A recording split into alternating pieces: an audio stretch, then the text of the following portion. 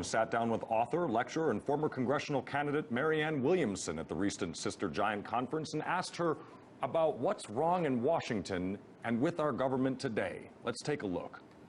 We need to create more of a political force field that actually effectuates some of the changes that we know need to be made. I grew up at a time when it was called the Democratic Party. And I no longer feel like the Democratic Party can always be looked to. Even though there are some people within the party doing very, very good work, I don't believe that there is a political party that any longer is aligned with the values that I think most need to be promulgated in a serious, fundamental way. And so it's time for a people's uprising of some kind. It's an uprising of consciousness that's necessary.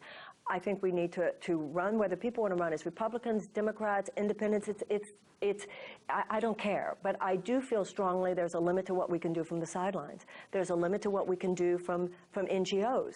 There's a limit to what we can do within the private sector. We have to get back into the public sphere, not just as activists, but as candidates, and really start making some noise that we've not been making. And I fear for my country if this doesn't happen. You experienced the political process. You ran as an independent last year. Do you think the next step would be to form a new political party? No. The kind of money you're talking about there is gargantuan. And also, you know, George Washington warned us against parties. Formerly, we had it down pretty well, because you had two major parties and then you had very vital third-party presence.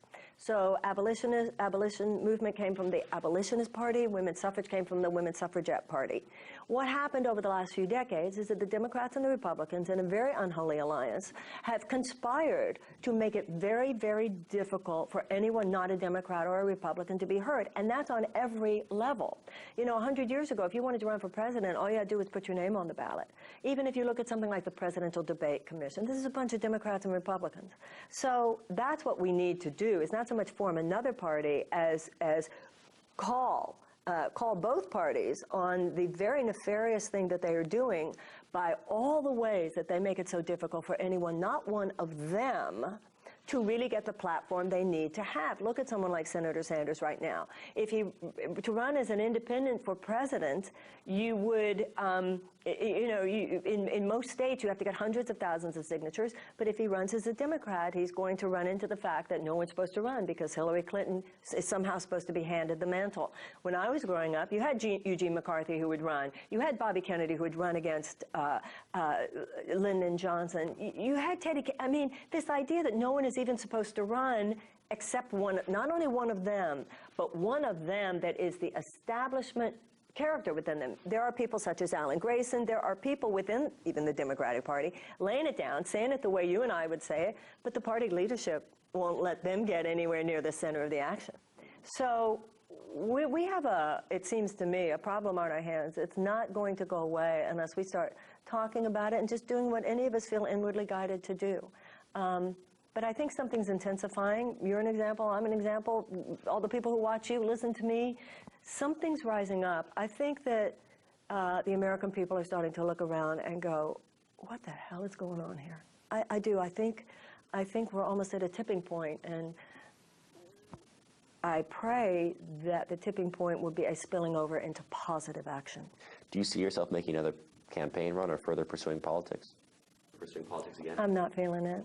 I mean, maybe someday I will, but certainly nothing soon. I would have a feeling in my gut already if it was anytime soon, and I don't. But I do think you learn from your failures as much as your successes. I ran thinking that I could hit the ground running the day I got to Washington, and I think I could have. What I didn't realize was, yeah, I knew about the issues, but I didn't know about running a political campaign. And it's not as simple as just hiring the money and then hiring someone to do it. I didn't know, but my belief was only confirmed that people do want a more meaningful relationship with the public sphere. It was the most brutal experience of my life, but also the most exhilarating. I don't see myself doing it again, but I have so much information to download to people who might want to do that next, and that's part of why Sister Giant exists. I just want this information to get out there. I said during my campaign, you know, it's not like one woman winning. a congressional seat is going to fix everything.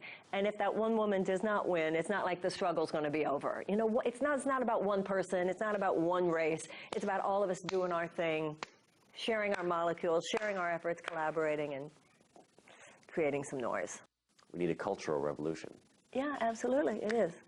It is a political revolution that is emerging from a cultural one, which is the only way it can actually work.